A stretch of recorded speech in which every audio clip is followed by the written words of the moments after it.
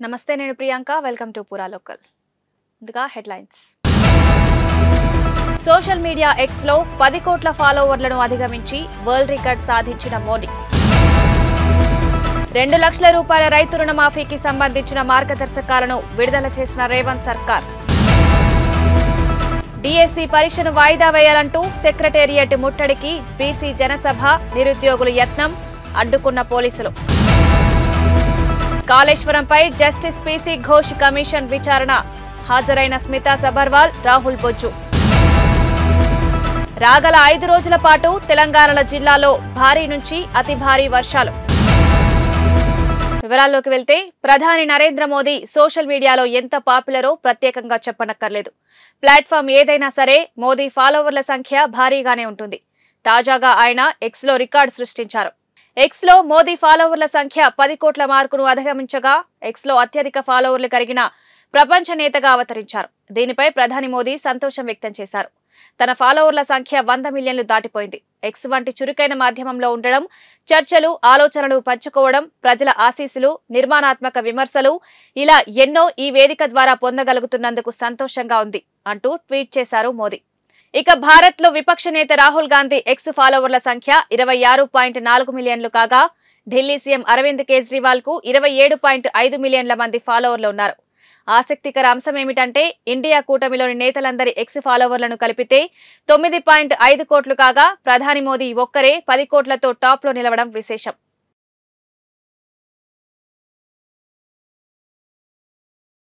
Assembly ఎన్నికల్లో కాంగ్రెస్ హామీ ఇచ్చిన 2 లక్షల రూపాయల రైతు రుణమాఫీ ప్రక్రియ ముందడుగు పడింది.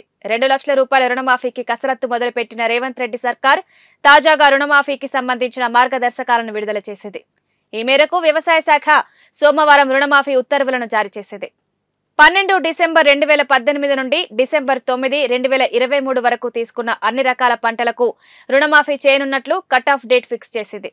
2023 డిసెంబర్ 9 నాటికి అసలు వడ్డీ కలిపి 2 లక్షల రూపాయల వరకు మాఫీ చేయనున్నట్లు ప్రభుత్వం స్పష్టం చేసింది. ఆహార భద్రత కార్డు ప్రామాణికంగా తెలంగాణలో భూమి ఉన్న ప్రతి కుటుంబానికి 2 లక్షల రూపాయల మాఫీ చేస్తామని తెలిపింది. బ్యాంకులు పీఎస్సీఎస్ నుండి తీసుకున్న పంట రుణాలకు మాఫీ వర్తిస్తుందని, రుణమాఫీ డబ్బులను నేరుగా రైతుల ఖాతాలకే జమ చేయనున్నట్లు వెల్లడించింది. ఆరోహణ క్రమంలో విధానంలో రుణమాఫీ ప్రాసెస్ చేస్తామని తెలిపింది. రుణమాఫీపై రైతులు సందేహాలు తీర్చేందుకు ఒక ప్రత్యేక విభాగం ఏర్పాటు చేస్తామని, వివరాల కోసం వెబ్ పోర్టల్, మండల సహాయ కేంద్రాలను సంప్రదించవచ్చని రైతులకు సూచించారు. రైతుల సమస్యలను 30 రోజుల్లో పరిష్కరించాలని అధికారులను ప్రభుత్వం ఆదేశించింది. ఆగస్టు 15 లోపు 2 లక్షల రూపాయల రుణమాఫీ ప్రక్రియను పూర్తి చేయాలని ప్రభుత్వం టార్గెట్ గా పెట్టుకుంది. ఇందులో భాగంగానే ఇవాళ గైడ్ లైన్స్ రిలీజ్ చేసింది. ఈ నెల చివరి నుండి రుణమాఫీ ప్రాసెస్ మొదలుపెట్టి ఆగస్టు 15 నాటికి ఫినిష్ చేయనున్నట్లు టాక్.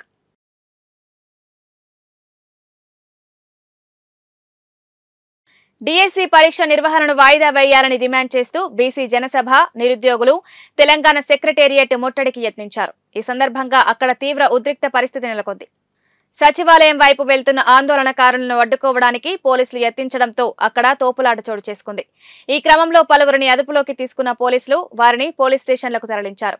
బీసీ జనసభ నేత రాజారాం యాదవ్ ను కూడా పోలీసులు అదుపులోకి తీసుకున్నారు. ఈ సందర్భంగా నిరసనకారులు రాష్ట్ర ప్రభుత్వానికి వ్యతిరేకంగా నినాదాలు చేశారు. డిఎస్సి పరీక్షను వాయిదా వేయకపోతే సీఎం రేవంత్ ఇంటిని ముట్టడిస్తామని హెచ్చరించారు. ఉద్యోగాలు ఇవ్వమంటే పోలీసులతో రాజ్యం నడుపుతున్నారని సీఎంపై విమర్శలు గుప్పించారు.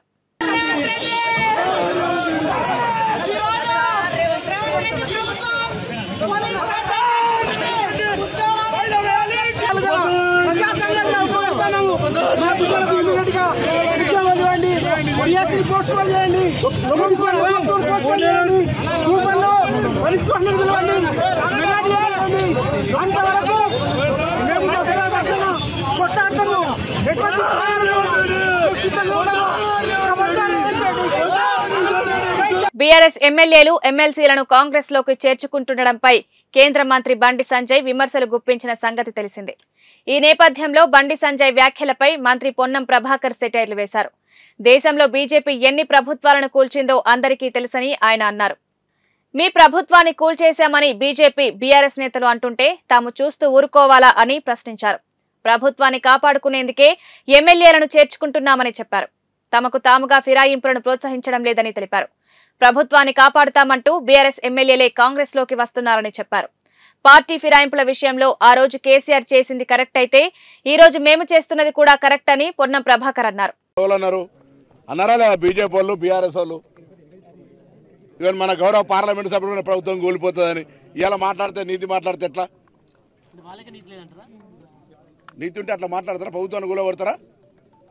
ప్రభుత్వాన్ని కూలగొడతామంటారా? ప్రజాస్వామికంగా 65 కంఫర్టబుల్ మెంబర్సే కదా మాకు.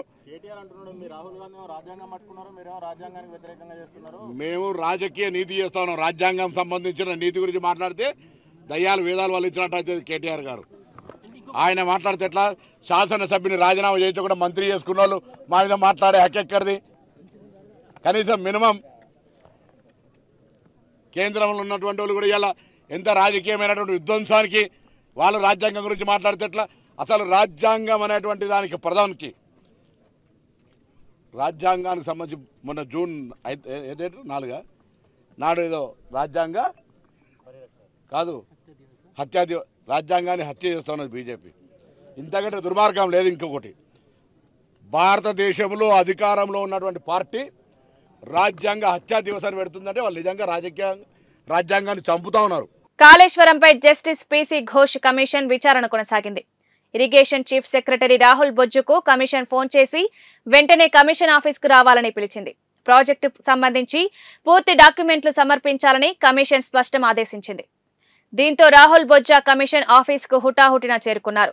ప్రస్తుత రాష్ట్ర ఫైనాన్స్ కార్పొరేషన్ కార్యదర్శి, బీఆర్ఎస్ హయాంలో నీటిపారుదల శాఖ ఇన్ఛార్జ్ కార్యదర్శిగా పనిచేసిన స్మితా సబర్వాల్ సైతం విచారణ కమిషన్ ఎదుట హాజరయ్యారు.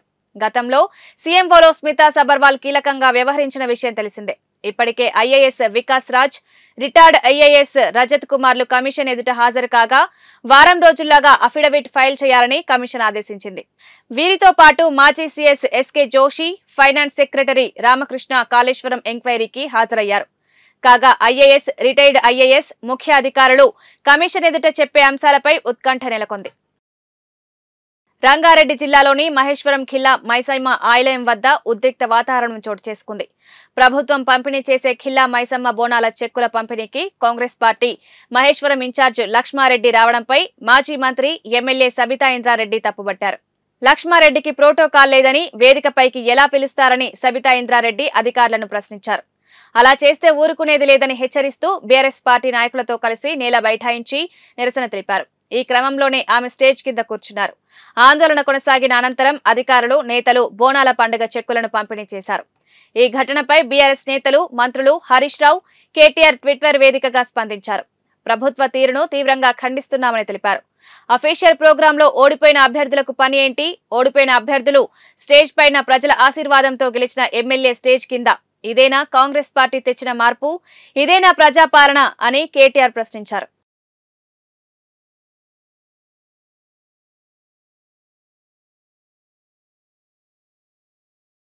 రాత్రి వరకు సెక్రటేరియట్లోనే సీఎం రేవంత్ తమ్ముడు ఉంటున్నారని బీజేపీ ఎమ్మెల్యే పాల్వాయి హరీష్ ఆరోపించారు.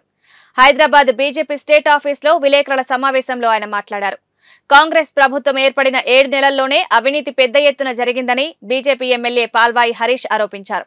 వేములవాడ ఎమ్మెల్యే ప్రభుత్వ విప్ ఆది శ్రీనివాస్ నియోజకవర్గంలో కళ్యాణ లక్ష్మి కోసం 7,500 రూపాయలు ఇచ్చినా చెక్కు రాలేదని కాంగ్రెస్ నాయకుడిని నిలదీసిన ఘటనపై విచారణ జరిపించాలని ఆయన డిమాండ్ చేశారు. ముఖ్యమంత్రి తమ్ముడు కూడా సచివాలయంలో రాత్రయ్యే వరకు మకాం వేస్తున్నారని ఆరోపించారు. పైసల వసూళ్ల కార్యక్రమంలో సీఎం తమ్ముడు బిజీగా ఉన్నారన్నారు. మంత్రులందరూ కూడా ప్రతి పనికి పైసా వసూలు కార్యక్రమంలో ఉంటున్నారని, కాంగ్రెస్ నాయకులు గల్లీ నుండి పై స్థాయి వరకు అవినీతిలో మునిగిపోయారని, తెలంగాణలో పాలన స్తంభించిందని విమర్శించారు. గ్రామీణ పంచాయతీరాజ్, రోడ్లు, భవనాల శాఖలో ఉన్న రోడ్లు అధ్వానంగా ఉన్నాయన్నారు. కాంట్రాక్టర్లకు బిల్లులు చెల్లించక పనులు చేయడానికి కూడా కాంట్రాక్టర్లు ముందుకు రావట్లేదన్నారు. రాష్ట్రంలో ఆర్థిక పరిస్థితి అధ్వానంగా ఉందని, ఆర్థిక ఎమర్జెన్సీ ప్రకటించాలని డిమాండ్ చేశారు. కాంగ్రెస్ ప్రభుత్వ అవినీతి, నాయకుల అవినీతి, ఆర్థిక పరిస్థితిపై అసెంబ్లీ వేదిక నిలదీస్తామని ఆయన అన్నారు. ఎక్కడ చూసినా అవినీతే, సచివాలయం దగ్గర నుంచి మొదలు పెడితే గల్లీ వరకు ఎక్కడ చూసినా అవినీతి కార్యకలాపాలు బాగా జరుగుతున్నాయి. దానికి మచ్చుతున్నకే ఈ చంద్రకళ యొక్క ఉదంతం బయటికి వచ్చింది. ఇది కేవలం బయటికి వచ్చిన ఉదంతం కాబట్టి దీని మీద సమగ్ర విచారణ జరగాలి, వాస్తవాలు బయటికి రావాలి. ఎన్ని చోట్ల ఈ అక్రమ వసూలు జరుగుతున్నాయి అనేది మనం వెలికి తీయాల్సిన అవసరం ఉన్నది. సాక్షాత్తు ముఖ్యమంత్రి గారి తమ్ముడే ఒక రాజ్యాంగేతర శక్తిగా అవతరించి అక్రమ వసూళ్లకు పాల్పడుతున్నాడు అనేది పవర్ కారిడార్స్లో ఉన్న చర్చ. ముఖ్యమంత్రి గారి తమ్ముడు అర్ధరాత్రి అపరాత్రి అని లేకుండా సెక్రటేరియట్లో కనిపిస్తున్నారు. ఏమన్నంటే లక్షలు కోట్ల రూపాయల బేరాలు చేసి ఇవాళ కాంగ్రెస్ ప్రభుత్వంలో ఎట్లయిందంటే ఒక ఫైల్ పుటప్ చేయడానికి ఒక అమౌంట్ మాట్లాడాలి, చెల్లించాలి, ఫైల్ మూవ్మెంట్ కోసం డబ్బులు ఇవ్వాలి, ఫైల్ మీద అప్రూవల్ సంతకం కావాలంటే మళ్ళీ డబ్బులు ఇవ్వాల్సిన పరిస్థితి. పూర్తిగా ముఖ్యమంత్రి దగ్గర నుంచి మొదలు పెడితే స్థానికంగా ఉండే గల్లీ స్థాయి కాంగ్రెస్ లీడర్ల వరకు అవినీతికి పాల్పడుతున్నారు. దీన్ని మొత్తం తెలంగాణ సమాజం అసహించుకునే విధంగా వ్యవస్థ తయారైంది అని. రాష్ట్రంలోని అన్ని వర్గాలకు నాణ్యమైన విద్యుత్తును అందించేందుకు తమ ప్రభుత్వం కట్టుబడి ఉందని ముఖ్యమంత్రి నారా చంద్రబాబు నాయుడు స్పష్టం చేశారు. మిషన్ లైఫ్ కార్యక్రమానికి సంబంధించి బ్యూరో ఆఫ్ ఎనర్జీ ఎఫిషియన్సీ సలహాదారు చంద్రశేఖర్ రెడ్డి రూపొందించిన పోస్టర్ను సీఎం విడుదల చేశారు. అనంతరం ఆయన మాట్లాడుతూ రాష్ట్రంలో ఇల్లు, పరిశ్రమలకు నాణ్యమైన విద్యుత్తును అందిస్తామని తెలిపారు. ఇంధన సామర్థ్య నిర్వహణకు సాయం చేసే ఉపకరణాల వినియోగంపై ప్రజల్లో చైతన్యం తీసుకొస్తామని చెప్పారు. రాగల 5 రోజుల పాటు ఉత్తర, ఈశాన్య తెలంగాణ జిల్లాల్లో భారీ నుంచి అతి భారీ వర్షాలు కురిసే అవకాశం ఉందని వాతావరణ శాఖ వెల్లడించింది. ఆగ్నేయ, పశ్చిమ బంగాళాఖాతంలో అల్పపీడనంతో పాటు షియర్ జోన్ ఏర్పడిందని, ఈ ప్రభావంతోనే వర్షాలు కురుస్తాయని తెలిపింది. ఈ రోజు కరీంనగర్, మహబూబాబాద్, వరంగల్, హన్మకొండ జిల్లాల్లో అతి భారీ వర్షాలు కురిసే అవకాశం ఉండడంతో ఆయా జిల్లాలకు ఆరెంజ్ హెచ్చరికలు జారీ చేసింది. ఈ రోజు హైదరాబాద్ లో భారీ వర్షం కురిసే అవకాశం ఉందని తెలిపింది. ఆదిలాబాద్, మంచిర్యాల, నిర్మల్, నిజామాబాద్, జగిత్యాల, రాజన్న సిరిసిల్ల, పెద్దపల్లి, ఖమ్మం, జనగాం, హైదరాబాద్, మేడ్చల్, మల్కాజ్గిరి, వికారాబాద్, సంగారెడ్డి, మెదక్, కామారెడ్డి, మహబూబ్ నగర్, నాగర్ కర్నూల్, జోగులాంబ, గద్వాల జిల్లాల్లో అక్కడక్కడ భారీ వర్షాలు కురుస్తాయని వాతావరణ శాఖ తెలిపింది. ఈ జిల్లాలకు యెల్లో హెచ్చరికలు జారీ చేసింది. ఈ నెల 18, 19 తేదీల్లో ఉమ్మడి ఆదిలాబాద్, వరంగల్ జిల్లాల్లో భారీ నుంచి అతి భారీ వర్షాలు కురిసే అవకాశం ఉన్నట్లు తెలిపింది.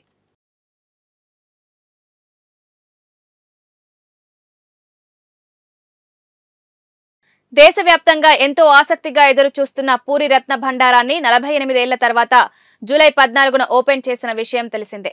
ప్రత్యేక పూజలు నిర్వహించిన తర్వాత జూలై 14 మధ్యాహ్నం 1:28 ఒడిశా సర్కార్ ఏర్పాటు చేసిన ప్రత్యేక కమిటీలోని 11 మంది సభ్యులు రత్న భాండాగారంలోకి ప్రవేశించారు. 4.5 ఫీట్ల పొడవు, 2.5 ఫీట్ల ఎత్తు, 2.5 ఫీట్ల వెడల్పుతో టేకుతో ప్రత్యేకంగా తయారు చేయించిన 6 భారీ చెక్కపెట్టెలను తీసుకుని కమిటీ సభ్యులు లోనికి ప్రవేశించారు.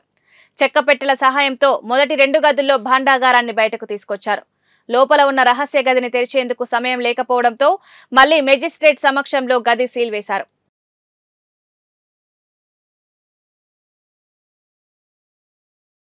ఛత్తీస్గఢ్ నుండి విద్యుత్ కొనుగోళ్లతో పాటు Yadadri, Bhadradri thermal power plant నిర్మాణాలపై విచారణ కోసం తెలంగాణ ప్రభుత్వం ఏర్పాటు చేసిన జస్టిస్ నరసింహారెడ్డి కమిషన్ ను వ్యతిరేకిస్తూ బీఆర్ఎస్ అధినేత, మాజీ సీఎం కేసీఆర్ సుప్రీంకోర్టును ఆశ్రయించిన విషయం తెలిసిందే. నరసింహారెడ్డి కమిషన్ విచారణ పారదర్శకంగా జరగడం లేదని, న్యాయ సూత్రాలకు విరుద్ధంగా తెలంగాణ ప్రభుత్వం ఏర్పాటు చేసిన జస్టిస్ నరసింహారెడ్డి కమిషన్ ను రద్దు చేయాలని కేసీఆర్ దేశ అత్యున్నత న్యాయస్థానంలో స్పెషల్ లీవ్ పిటిషన్ దాఖలు చేశారు. ఈ క్రమంలో కేసీఆర్ పిటిషన్పై విచారణను సుప్రీంకోర్టు రేపటికి వాయిదా వేసింది.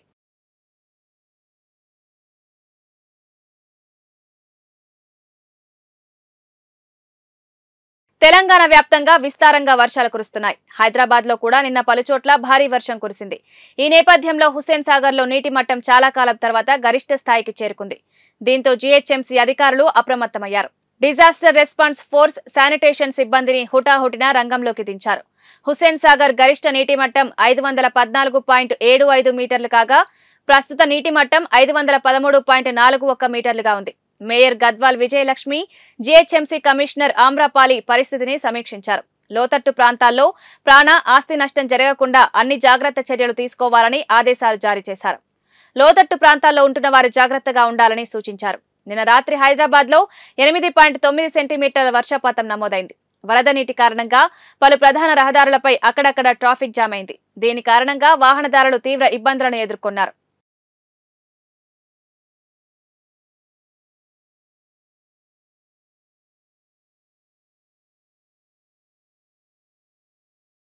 ఢిల్లీ లిక్కర్ స్కామ్ సిబిఐ కేసులో బీఆర్ఎస్ ఎమ్మెల్సీ కవిత విచారణను రౌజ్ అవెన్యూ కోర్టు జూలై 22కు వాయిదా వేసింది. దీంతో కవిత జ్యుడిషియల్ కస్టడీ మరోసారి పొడిగించారు. ఢిల్లీ మద్యం కుంభకోణంలో బీఆర్ఎస్ నాయకురాలు కవితను నిందితురాలుగా చేరుస్తూ సిబిఐ కేసు నమోదు చేసిన విషయం తెలిసిందే. ఈ కేసులో కవితను ఏప్రిల్ 11న అరెస్టు చేయగా ప్రస్తుతం తిహార్ జైల్లో జ్యుడిషియల్ కస్టడీలో ఉన్నారు. ఈ నేపథ్యంలోనే ఆమెపై సిబిఐ దాఖలు చేసిన ఛార్జ్ షీట్ను పరిగణలోకి తీసుకునే అంశంపై విచారణ జరపాల్సి ఉండగా విచారణను జూలై 22కు వాయిదా వేస్తూ రౌజ్ అవెన్యూ కోర్టు నిర్ణయం తీసుకుంది. కవితపై విచారణను కూడా అదే తేదీకి వాయిదా వేసింది. దీంతో సిబిఐ కేసులో కవిత జ్యుడిషియల్ కస్టడీని మరోసారి పొడిగించింది.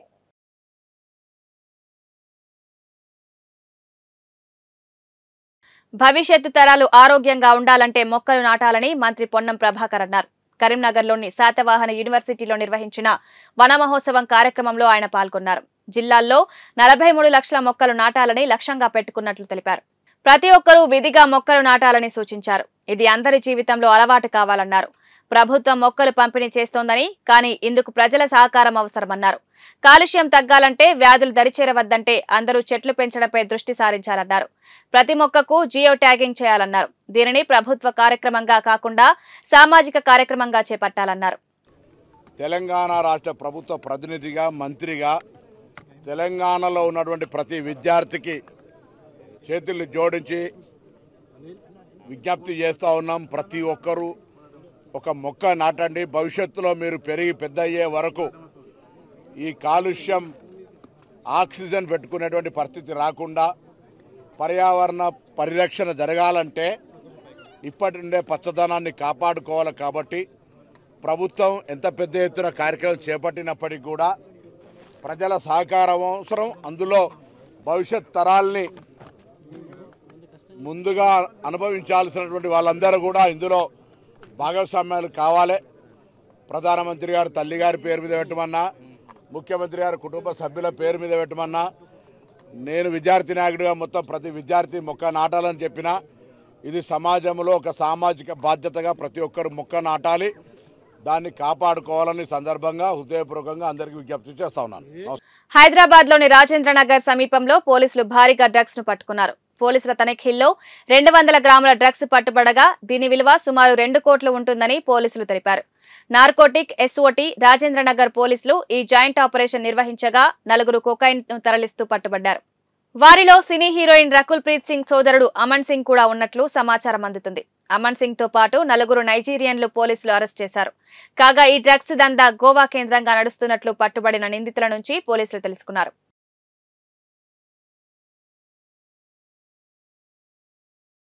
రాజన్న సిరిసిల్ల జిల్లాలో 5 సంవత్సరాల క్రితం ప్రేమించి పెళ్లి చేసుకుని గర్భం దాల్చాక ప్రియురాలని వదులుకొని ఇంకో పెళ్లి చేసుకుందామని చూస్తున్న యువకుణ్ణి ఇంటి ముందు బైఠాయించిన ప్రియురాలని చితకబాదిన సంఘటన జిల్లాలో జరిగింది. కోనరావుపేట మండలం సుద్దాల గ్రామానికి చెందిన అక్షయ్, సుల్తానాబాద్ మండల కేంద్రానికి చెందిన మానస 5 సంవత్సరాల క్రితం ప్రేమించి పెళ్లి చేసుకున్నారు. మానస హైదరాబాద్ లో హెచ్డిఎఫ్సి బ్యాంకులో పనిచేస్తున్న క్రమంలో అక్షయ్తో పరిచయం ఏర్పడి పెళ్లి చేసుకున్నారు. గర్భం దాల్చడంతో ఎలాగైనా వదిలించుకోవాలని చూసి ఆమెను పుట్టింటి వద్ద వదిలేసి ఇంకో పెళ్లి చేసుకుందామని చూస్తున్న తరుణంలో విషయం తెలుసుకున్న మానస సుద్దాల గ్రామానికి చేరుకుని అక్షయ్ ఇంటి ముందు బైఠాయించింది. అక్షయ్ తల్లిదండ్రులు ఆమెను వెళ్లిపోవాలని అన్నా కూడా వినకపోవడంతో చితకబాదారు. విషయం తెలుసుకున్న కోనరావుపేట పోలీసులు సంఘటనా స్థలానికి చేరుకుని మానసను పోలీస్ స్టేషన్ కు తరలించి విచారిస్తున్నారు.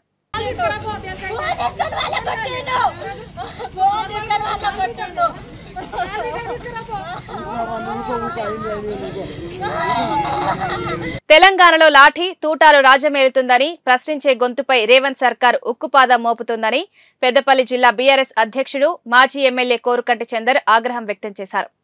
పెద్దపల్లి జిల్లా రామగుండం నియోజకవర్గంలో రామగుండం రచ్చబండ కార్యక్రమాన్ని ఆయన ప్రారంభించారు. గడప గడపకు తిరిగి ప్రజల సమస్యలపై పోరాటం చేయనున్నట్లు ఆయన తెలిపారు. నగరపాలక సంస్థ 9వ డివిజన్ జనగామ గ్రామంలో ప్రజలను కలుసుకుని సమస్యలను అడిగి తెలుసుకున్నారు. తెలంగాణలో కాంగ్రెస్ పార్టీ 420 హామీలతో అబద్ధపు 6 గ్యారంటీలతో గద్దెనెక్కిందని ఆయన విమర్శించారు. యువతకు 2 లక్షల ఉద్యోగాల హామీ, 4000 రూపాయల పెన్షన్ సంగతేందని చందర్ ప్రభుత్వాన్ని ప్రశ్నించారు. తెలంగాణలో పాలన గాడి తప్పిందని, ప్రభుత్వంపై ప్రజల తిరుగుబాటు మొదలైందన్నారు. కాంగ్రెస్ ప్రభుత్వం కక్ష సాధింపు రాజకీయాలు చేస్తూ ప్రజలను తప్పుదోవ పట్టిస్తుందని ఆయన ఆరోపించారు. ఎన్నికల ముందు తెలంగాణ సమాజానికి ఇచ్చిన హామీలను నెరవేర్చే వరకు దశలవారీ పోరాటాలు చేస్తామని చందర్ హెచ్చరించారు. ఈరోజు 9వ డివిజన్లో జనగామలో ఈ యొక్క రామగుండం రచ్చబండ కార్యక్రమము నిర్వహించడం జరిగింది. ఇక్కడ హాజరైనటువంటి ప్రతి అక్క, ప్రతి చెల్లె, ప్రతి అన్న ఈ ప్రభుత్వం మమ్మల్ని మోసం చేసింది, ఆనాడు మోసపూరితమైనటువంటి మాటలు చెప్పింది అని ఇవాళ మాకు అర్థమవుతా ఉన్నది.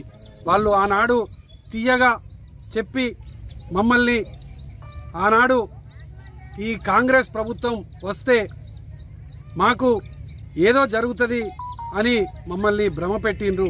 ఇవాళ రాష్ట్రం ఏర్పడ్డ తర్వాత మమ్మల్ని వంచనకు గురి చేస్తున్నారు. మాకు ఇస్తా అన్న 2500 రూపాయలు ఇవ్వడం లేదు, 4000 రూపాయలు పెన్షన్ ఇవ్వడం లేదు. తెలంగాణ శ్రీశైలంగా విరాజిల్లుతున్న ఓదెల శ్రీ బ్రహ్మరాంబ మల్లికార్జున స్వామి పెద్దపట్నం అగ్నిగుండ బ్రహ్మోత్సవాలు అంగరంగ వైభవంగా జరిగాయి. ఉగాది పర్వదినాన ప్రారంభమైన మల్లన్న జాతర నేటి అగ్నిగుండ మహోత్సవాలతో స్వామివారి బ్రహ్మోత్సవాలు ముగిశాయి. బ్రహ్మోత్సవాలకు పెద్దపట్నం అగ్నిగుండం చివరి అంకం కావడంతో ఆలయం శివనామ స్మరణతో భక్తులతో కిటకిటలాడింది. ఆలయ ఆవరణంలో ఒగ్గు పూజారులు పెద్దపట్నం వేసి స్వామివారి ఉత్సవ విగ్రహాలను పెద్దపట్నంపైకి తీసుకువచ్చి ఒగ్గు పూజారులు ప్రత్యేక పూజలు చేశారు. పెద్దపట్నం వేడుకల్లో పెద్దపల్లి ఎమ్మెల్యే చింతకుండ విజయ రమణారావు పాల్గొని ప్రత్యేక పూజలు చేశారు. ఈ రోజు అగ్నిగుండాల నిప్పులపై దాటేందుకు భక్తులు శరణు శరణు మల్లన్న అంటూ అగ్నిగుండంపై నుంచి నడిచి తమ భక్తిని చాటుకున్నారు. అగ్నిగుండాలపై నడిస్తే చేసిన పాపాలు తొలగుతాయని, పిల్ల జెల్లా సల్లగా ఉంటారని భక్తుల నమ్మకం.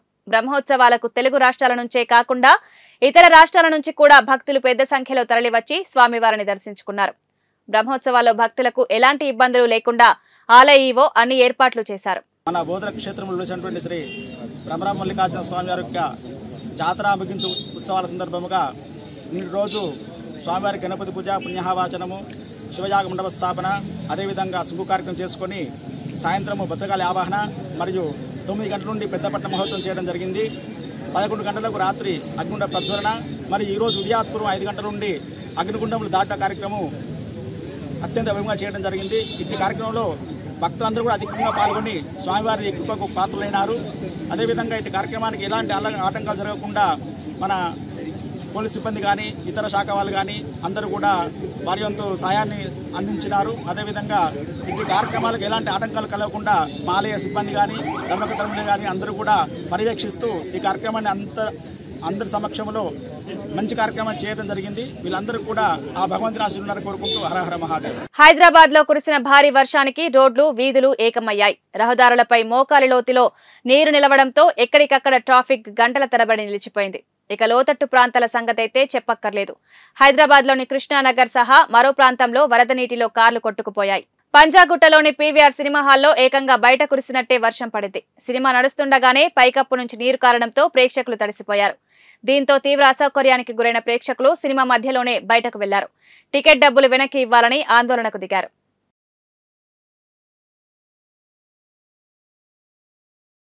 భారత్, శ్రీలంకల మధ్య ఉన్న రామసేతు కాల్పనికం కాదని ఇస్రో పేర్కొంది.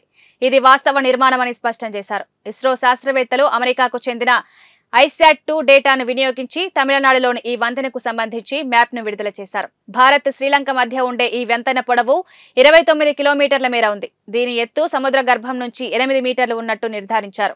ఈ వంతెన తమిళనాడులోని రామేశ్వరం ద్వీపం ఆగ్నేయ దిక్కులోని ధనుష్కోడి నుంచి శ్రీలంక మన్నార్ ద్వీపంలోని తలై మన్నార్ వాయువ్య దిశ వరకు విస్తరించి ఉంది. దీనిని సున్నపురాతితో నిర్మించినట్టు తెలుసుకున్నారు. ప్రస్తుతం ఈ వంతెన 99.98% నీటిలో మునిగి ఉందని శాస్త్రవేత్తలు గుర్తించారు. ఇవి బులెటిన్ అప్డేట్స్. కీప్ వాచింగ్ పూరా లోకల్.